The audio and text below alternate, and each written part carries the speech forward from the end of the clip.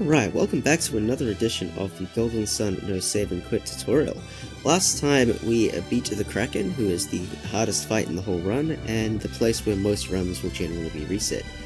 Now that we've cleared the Kraken, it's actually pretty much smooth sailing from here on out to the end of the game. That's not to say there isn't bad RNG that can crop up and just end the run, but the Kraken is generally seen as the major run killer. Today hopefully we're going to get from this position right through to the end of Colosso, so quite a lot of ground to cover, quite a lot of things to do, but it should all be relatively straightforward. So let's first review the situation we're in. We have a handful of Jinn that are on recovery following the Kraken fight. The Jinn that are exactly on recovery will basically depend on the strategy that you invoked for the Kraken fight. You may have 2 sets or 3 sets in recovery. Basically runner's choice if you want to recover these on the boat or not.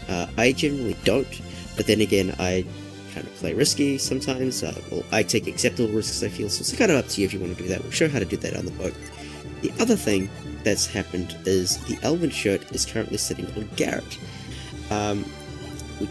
What we can do here is we can give the Elven shirt to Ivan, which is probably the very first thing we should do. Now Ivan is going to outspeed everything in the overworld. This is really helpful because, well, we shouldn't, in theory, take any damage aside from the damage we take at Hail, which is a Jinn we're going to collect. In theory, we should be able to clear every fight without the enemies taking an action if we do things correctly. The exception will be if we get caught by surprise, but that's a whole other problem that we'll deal with and why we have Waters of Life. So yeah, make sure we take this Elven shirt, put it on Ivan. If you want to equip the Eleventh armor, by all means, it's honestly not going to make any difference at all. Much later on, once we get to Lalavera, we'll talk a little bit about armor and how that plays into things, but for the time being, it's really not going to matter. Alright, now that we move the Elven shirt across, let me put my script on for a second. See here I've got PP regen 7. What we can do if we actually want to recover Jinn is that we can wiggle around for a little bit. Now that we get the Jinn recovery, we can dive in through the door. Again, I'm not going to do that, but you can do that. Same deal here. I'm going to get the chef, and we can wiggle around here to get some recovery before we go downstairs. Wiggling around before the door and before coming downstairs is the most optimal way to do this. Ooh. Alright, so it may look like that we've chosen a random set of people. It turns out that the set of people is the set of people that have the least amount of dialogue, which is actually pretty great. It means that when we pick them up... Hello? I soft-locked something. That means that once we pick them up from the... Once we talk to them and recruit them to row the boat, they have the least amount of text there, and they have the least amount of text coming off the boat, so that's kind of nice. Very convenient. We'll just zoom through this. As you can see, they all have one line of dialogue. The girls don't even pull a face. They're actually quite complimentary of the whole experience, which is kind of cool. So yeah, that's those people. I should point out that if you change the order up and you get the chef before the blonde girl, then the swordsman and the chef will be on the left side and the 2 girls will be on the right side, and that is a valid combination for going to crossbow miles, so just FYI, that's a thing. Leaving the docks is pretty easy, hold left, easy peasy, and that's pretty much optimal. Okay, now we're in the overworld. The first thing we're going to do is we're actually going to tap in and tap out of Tolby. You can also generate another encounter tick, a recovery tick prior to Tolby if you like as well, so there's at least 3 instances where it's sufficient to recover Jinn. We're going to tap in and out of Tolby so that we can set up a retreat warp, a sanctum warp later on, so once we die we'll warp to a sanctum. I prefer that if we die we go to Tolby than to Tolby docks. Stand by some Jinn anyway, because we need to. We may get all of our Jinn recovered, in which case that's fine as well, but you don't always. And yeah, the strategy in the overworld is basically blow things up with summons. Generally speaking, we're going to be using a tier 4 summon of some description to blow things up. Now, how's that going to work? Well, we'll go through all the encounters exactly in a moment, but at least in the overworld there's nothing too difficult that requires an intricate setup. There's only one enemy that requires any kind of intricacy, and that's the Dirge. We'll cover the Dirge probably after Hail, but in this fight here, for instance, I'm just going to use Meteor to blow up the encounter. Pretty straightforward. The only thing you need to know is the speed of the various summons. Judgment is the fastest, Meteor is the next fastest by about a second or so, Boreas is around the same length as Meteor, and then Thor is about a second slower again. So there's about a 2-second difference between the various summons between Judgment and Thor. And this is also noted in the notes, so you'll know whether or not you need to do things here. That was a little bit risky. You should probably recover this outside the forest, but that's fine. In this forest here is Hail, and Hail is a relatively friendly Djinn. Usually shows up. The only issue that we could possibly have in this fight is if Hail catches us by surprise. We do this fight pretty safely. You can always heal people if you get nervous, but generally it's going to be fine. Proc me Meteor will clear the fight. Ooh, that's kind of hurtful. It's fine. Proc me. And Meteor. Okay.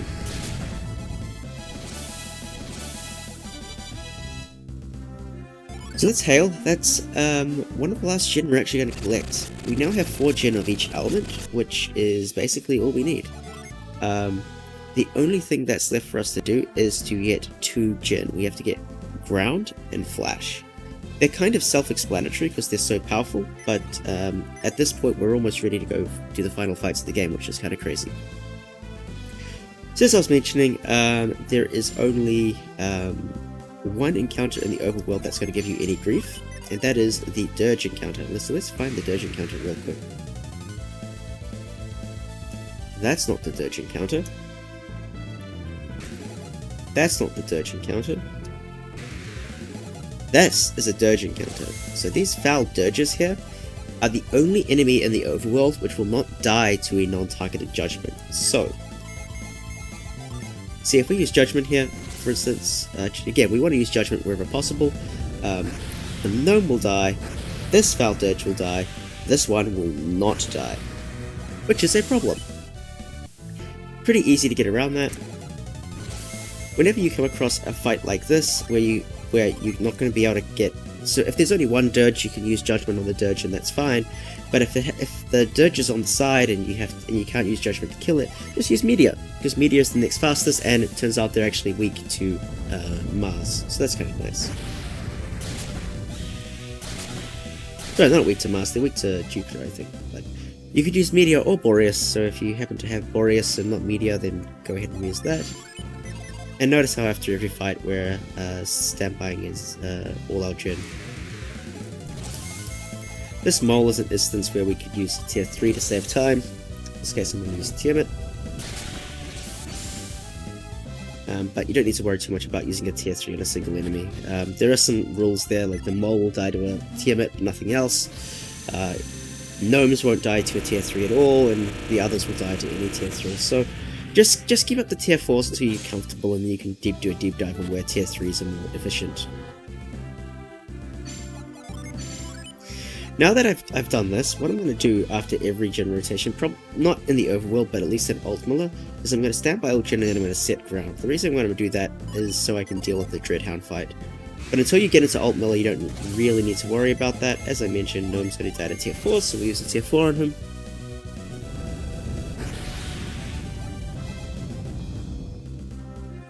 And we'll just continue on our merry way to Altmiller. Fantastic, we're in Altmiller. I have here in my side notes here about a collision issue, and I'm quite right. I should have explained that much earlier. Basically, all the collision issue is, so if I just highlight this really quick. All this collision issue is that if you run up here, there's this little thing here in the overworld where, like, for some reason you can't get past it. So just make sure you go around this corner without flipping into it. I don't know why it's there. There's a few of these random artifacts on the world map. Sometimes you can go through it, sometimes you can't. So just be aware of that. Just kind of follow this dirt path around and you'll be totally fine. Cool. Let's dive into Altmiller Cave. As I mentioned, we're going to stand by all our Djinn and set ground. The reason why we set ground is for the Dreadhound fight, primarily. Dreadhounds are the scariest enemy in this dungeon, and they have a very specific setup to kill them. No doubt we'll encounter many of these enemies as we go through this dungeon. But for the most part, gargoyles and zombies, which are the two new enemies, well, speak the devil, which are the two new enemies in this dungeon, will cause us no issue at all. Okay, so dreadhounds and golems are the two enemies in this dungeon that are going to give us the most grief. Golems will only die to a tier 4 of either Thor or Mia using Boreas or Garrett using Meteor, which is a little bit of a restrictive condition. These dreadhounds will only die to Boreas or Thor when used by Ivan, so keep that in mind. So for an encounter like this, what we can do is we can use Boreas or Thor to kill the dreadhound, and then something to kill the golem. So let's see what I mean by that. What I'm going to do is I don't even need to defend with Mia. I could use whatever I want to do. I'm going to use Procne with Mia on the golem. I'm going to use Boreas on the dreadhound. So Boreas or Thor will kill the dreadhound. The dreadhound is the only thing that would outspeed Mia, because the golems are really, really slow. The golem will take a bunch of damage.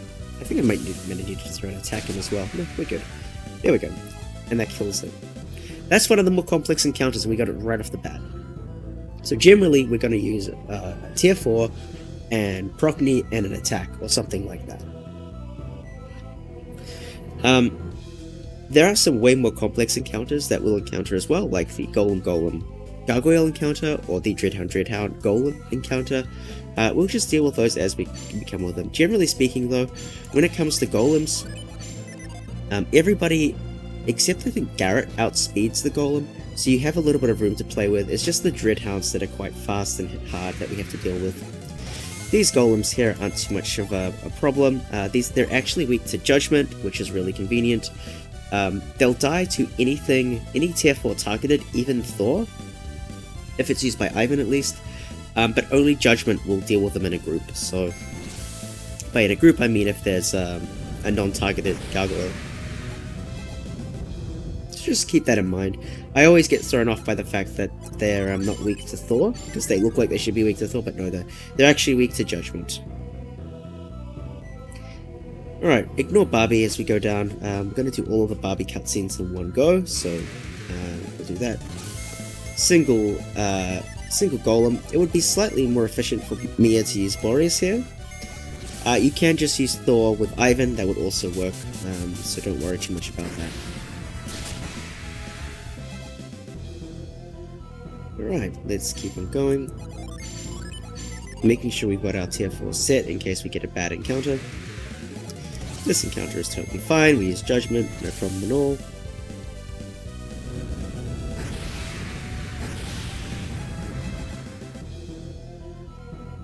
So just keep in mind here that some people think you have to go right here. You can actually just go left. There's this little bit here, we just sneak through here. Slightly more efficient in the movement there. Another encounter we don't need to worry about, we can just blow it up with a tier 4.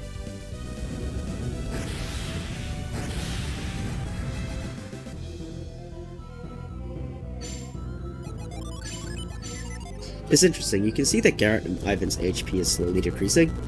Every time I sit and stand by Jin, or Jin recover, there's a whole bunch of rounding errors that get introduced in HP, very similar to the agility thing that we were discussing a long time ago. So they're actually losing HP every time I do that, so they'll eventually drop to 1 HP, which is kind of funny. To drive the point home, I'm just going to use Thor on this guy. Boreas is slightly faster, because Boreas is a second faster than Thor, but just to drive home the point that Thor works just fine here, we'll use Thor. There we go, goodbye Golem.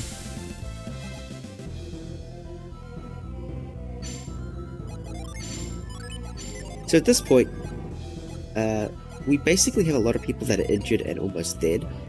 If you're feeling concerned, make sure you keep Ivan healed. If somebody else dies, it's not a huge problem. It's a problem, don't get me wrong, but it's not a huge problem. So we actually have attacks first on this fight, so normally we would run away, but this fight here is one of the technical fights, and I want to illustrate what the general fight strategy would be. The idea here is that we want to stun one of the Dreadhounds and then blow up the other one. So pretty straightforward actually. Mia would use ground on, say, this Dreadhound. Isaac or Garrett would attack the left Dreadhound, the one, would attack the stunned Dreadhound, that is. So let's redo this. So ground a Dreadhound, attack that Dreadhound, then use Boreas on the other Dreadhound. So using Boreas on the other Dreadhound will kill that Dreadhound. Normally after Ivan gets to go, the Dreadhound would get an action, but we have attacks first, so that's not happening. So normally now this Dreadhound would get an action, but we've grounded it, so it's not going to get an action, which is great. And then just an attack will finish it off. So that's the most efficient way to clear that fight. You could use Thor on the Dreadhound with Ivan if you really wanted to. No, you couldn't do that. You must use Boreas. What am I talking about? Yeah, so make sure you do that. Okay, so here's another encounter where you have to know a little bit about the intricacies of the tier 4 summoning. So as I mentioned, these gargoyles are weak to Venus. So what we're going to do is we're going to use Judgment to clear out the gargoyles, so we don't have to worry about them because they're the only fast enemy in this fight. And then I'm going to focus all my attention on finishing off the golem. So to finish off the golem, I'm going to use Procne and attack, defend with Garrett because he's way too slow, and then I'm going to use Judgment to finish everybody else off. So Judgment is going to take care of these two guys for us. We could use Thor on the golem as well if we really wanted to, but Procne is slightly more efficient. And there we go. Now we could also do a synergy with Mia, and what should we call it? And Procne with Isaac if we really wanted to. But yeah, let me just make sure Thor actually does kill this guy, otherwise I'm feeding you false information, and that would be bad. Yay, look, it died. So there you go. Thor or Boreas kills those guys. Alright, so now we're into this puzzle. This puzzle is kind of easy. You go to the left, you go to the right, and then you solve the puzzle.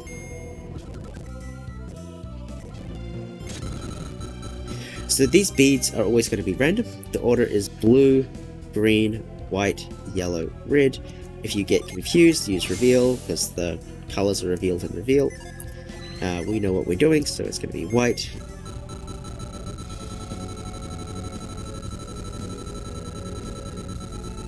And blue. That's kind of annoying.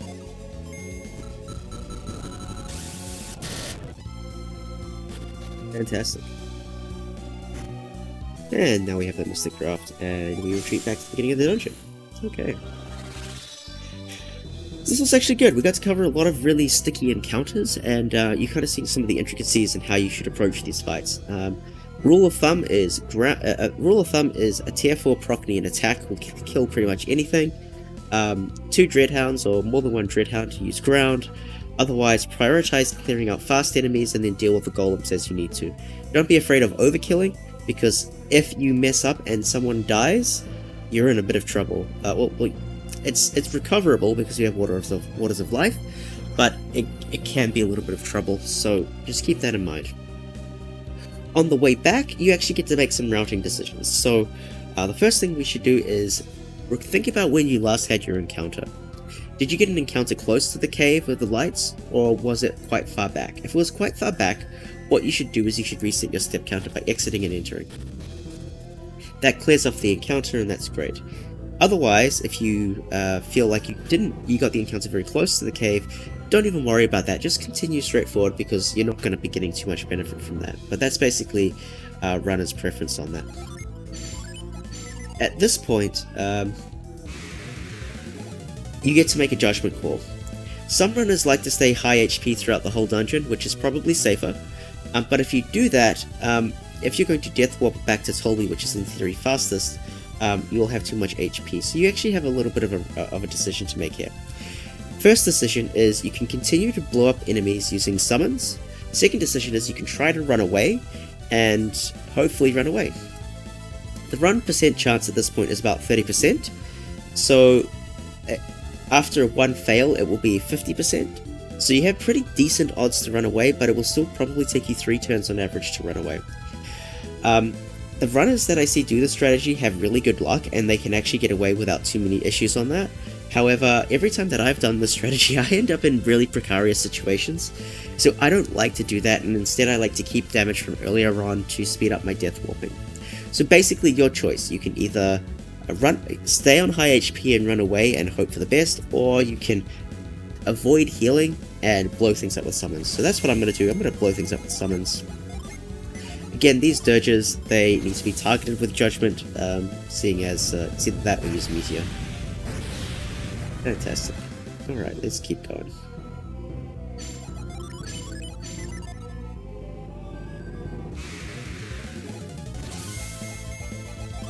Alright, Judgment.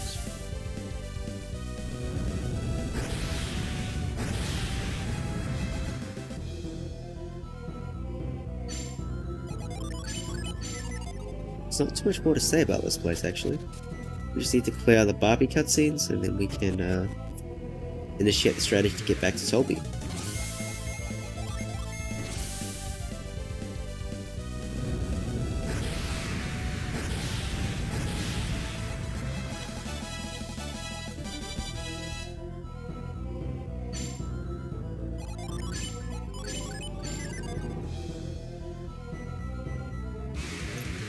That's unfortunate. I was hoping we were going to get the encounter. I have a good encounter rate after Babi, but that's fine.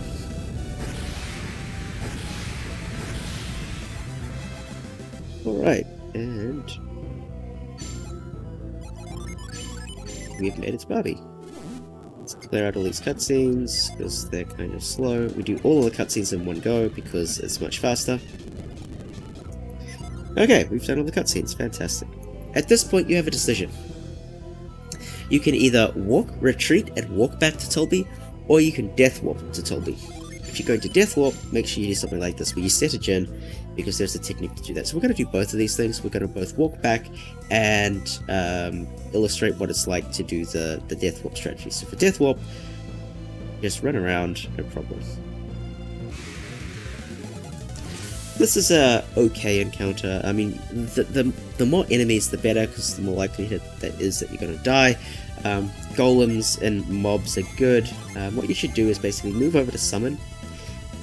So actually, you got two things you can do. You can either flee and see if that works, but there's a 1 in 3 chance that it works, which is bad. Or you can fake summon. So basically, go over here, go to summon, use Meteor. It will fail. This will basically make our adept the most vulnerable they can be. It's basically like attacking, but without doing damage, which prevents them from dying or whatever, so this is kind of nice. This armored rat just won't kill me. Here we go, and we've death warped. Fantastic. Don't worry about reviving, you get a free heal in Colosso, so there's no issue here whatsoever, so this is totally fine. Okay, that's the death warp. Otherwise, we can use retreat.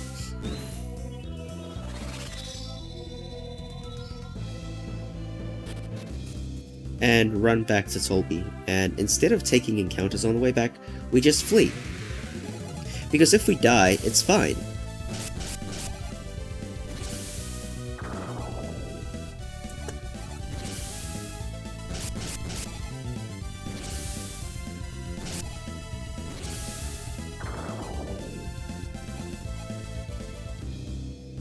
That was actually pretty slow.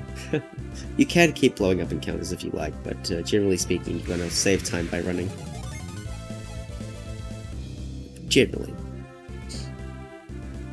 And there we go. And like I said, you get a free heal, so you don't need to worry about anybody that happens to have died. There is no rule as to which one's going to be faster. It's totally up to chance, and you just put yourself in the position that you feel is going to give you the most chance of being fast. If you haven't had an encounter in a while, it's likely you're going to get an encounter after Babi, in which case I would usually try the Death Warp strat, especially if I have HP like I had in this tutorial video. If I have high HP, or I feel like the encounter has been... I had an encounter right before Babi, I would probably retreat and try run back. So yeah, make your own decision in the run, but there is no right answer. Anyway, I'm going to head off to Tolbu. Sorry, Colosso.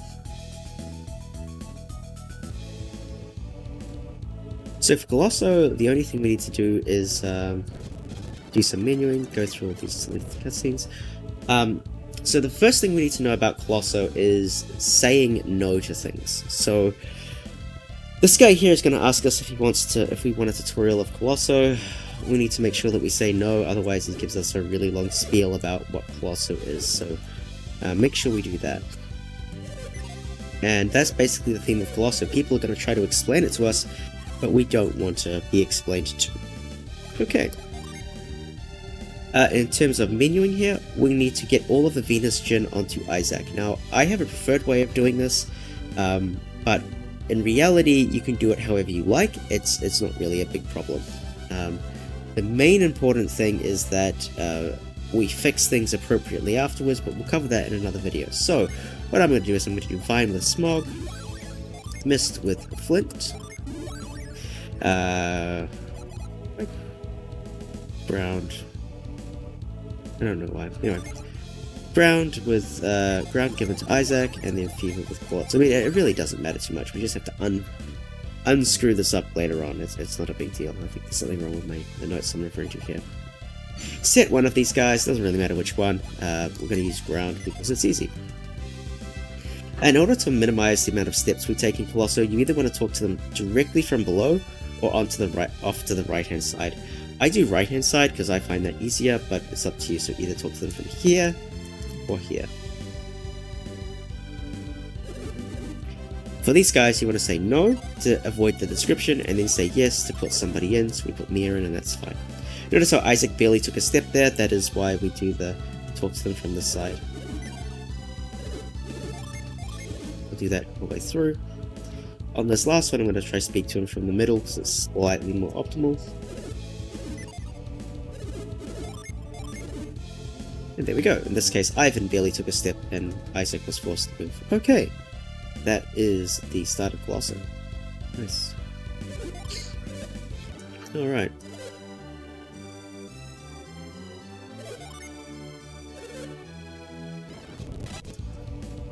So in Colosso, we're not going to help. We're never going to help. We're not going to help because it's slower to help. Basically, the opponent is always going to take the same amount of time to get to the end. And since that's the case, we don't need to speed us up because we're going to get to the end before him. There's only one item we're going to collect on the way to a battle. That is an oil drop, because the oil drop is slightly more optimal and getting that doesn't take any time. It is kind of optional, because if you need a toilet break or a quick water break or something, you can just run into Colosso as quickly as possible, or run into the battle as quickly as possible, and then you can go do that. But I'm going to run up here and get the oil drop just to save like a fraction of a second later on. Run across the water, our gen are already set up, and we're going to get the armor, and now we wait. Fantastic. Alright, for Azart is kind of a simple fight. Basically, we're going to use Judgment, and Attack, and Ragnarok. That will finish Azart off. The only thing we have to keep in mind here, I'm going to turn off my script for a moment, is we have to watch how much damage Azart is going to do to us. If he does more than half HP with an attack, he didn't do more than half HP with an attack, so we don't have to worry. He can do Attack or Ragnarok here, it doesn't really matter. And an attack will finish it off. Easy peasy.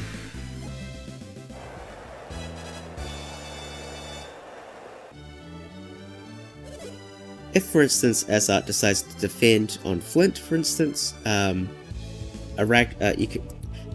you do Ragnarok second and he defends the Ragnarok, if you use Flint, he will also die, so just keep that in mind. There are a few things like that.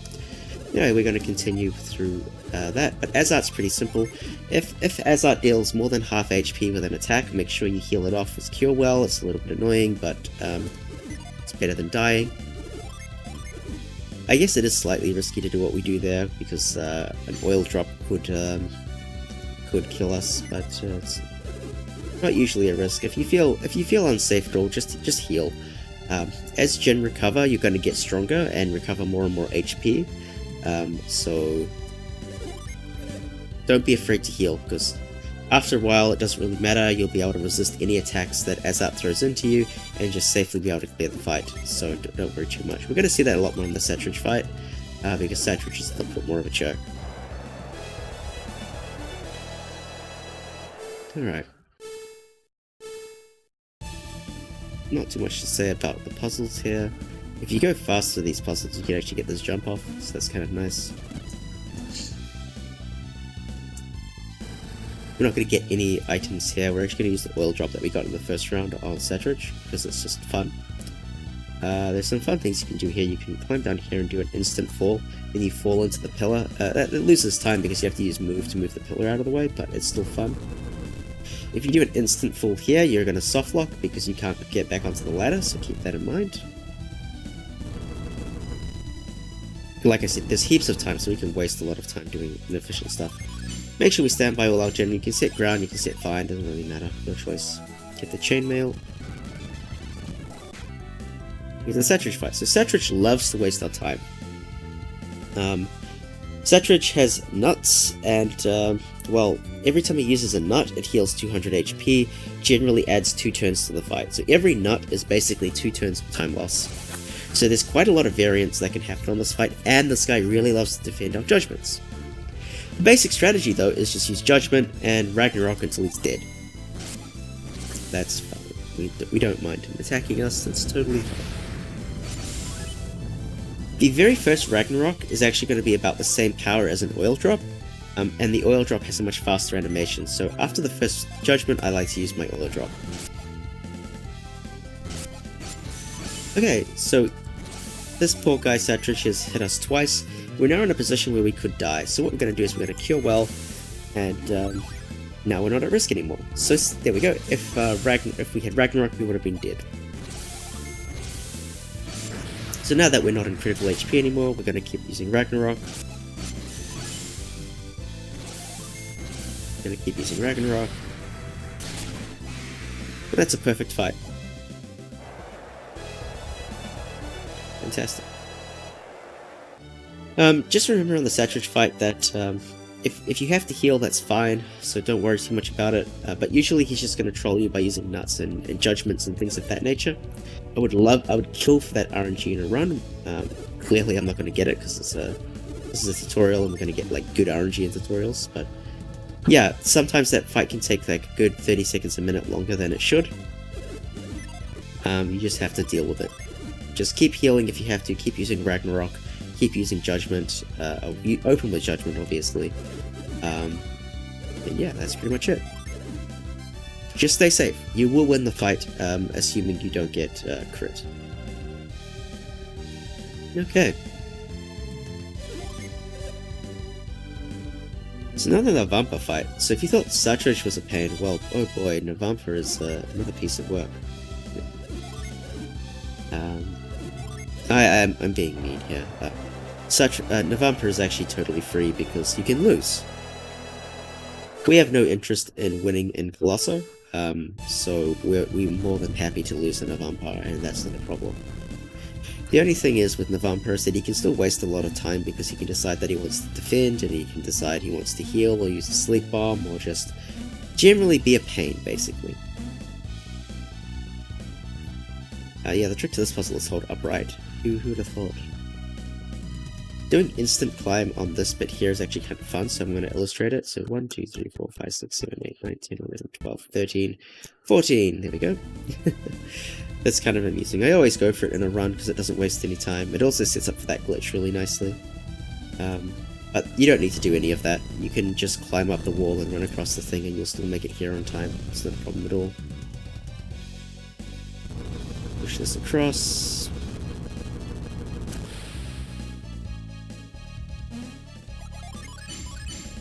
Step by Jin, and there we go. You can give Navampa the Claymore. I don't recall whether or not it saves time. It might do. No, in fact, it almost certainly does, so let's go and fix that. Sorry, I'm thinking about a different category. Different categories may or may not need to get the Claymore. So we can just wait here until Navampa gets the Claymore. The Claymore is basically going to allow him to do more damage, so hopefully kill us a lot faster. And it costs barely any time at all to let him win, so what we can do is we can attack, and we can die. Simple. If you set 2 Venus Gin on Isaac, then that's good too. Another thing you can do is you can do the menu that fixes all of the gin in this menu here, prior to doing the Navampa fight. And that's something that we could do. I choose not to, but I've seen other runners do it. Basically, runner's choice there. If you do that, then you can do this fake summon strategy on Navampa, and that might be slightly more optimal. But again, runner's choice. We'll do the menu next time, because we need to fix before we go into Suhala. But yeah. So that's Altmiller and Colosso. Quite a long segment, but not a very difficult segment. So hopefully this was helpful. If it was, or even if it wasn't, leave a note in the comments, and maybe we can record some additional supplementary material if we need to. But yeah, until next time, where we'll go through probably the most RNG heavy segment in the run. Until then, I will see you in the next one. See ya.